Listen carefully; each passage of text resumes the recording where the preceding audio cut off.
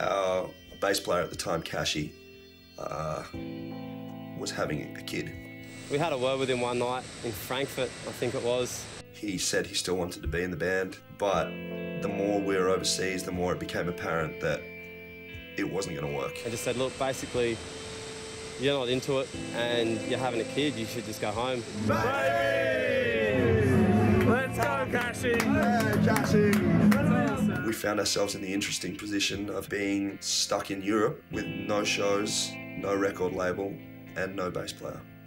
We'd done this before. We'd replaced the bass player with someone that looked the part and could play bass and was obviously had gear and stuff like that, and it didn't work out. We'd rather someone that could just get the job done, but someone that we could hang out with as well. So we thought, why not just fucking get someone that we're mates with? Like, who cares if he can play bass?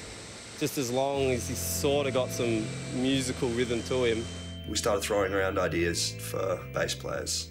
Then we thought, why not just get Pi?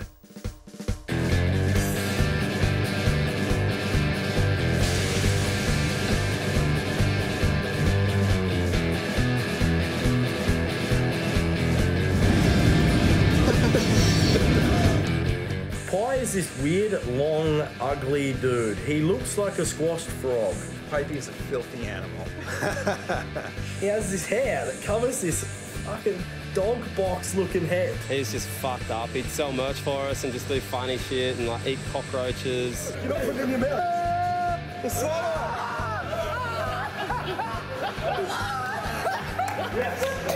I guess I was just a little kid that liked it when my mates would laugh at me for doing something stupid. I guess I sort of enjoyed being fucking rough.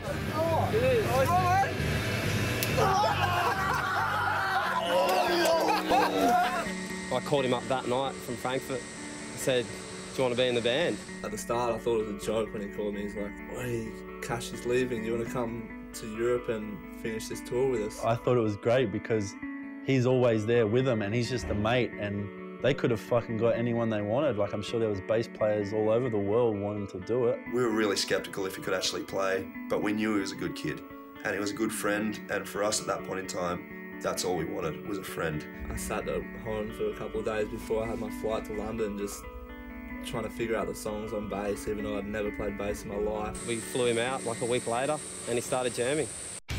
We had a show booked in Paris. What we didn't realise was the show was on a boat. Is that where my first show is? He dropped his pick, I don't know how many times. He'd trip over the drum kit, he'd fall over the monitors. I was sort of on the other side of the world, freaking out. He was terrible at the start of the band, but we knew that. We knew what to expect. We knew he'd never played bass before. But I think it was probably the first time in the band's career we were completely comfortable with the person we had on stage with us.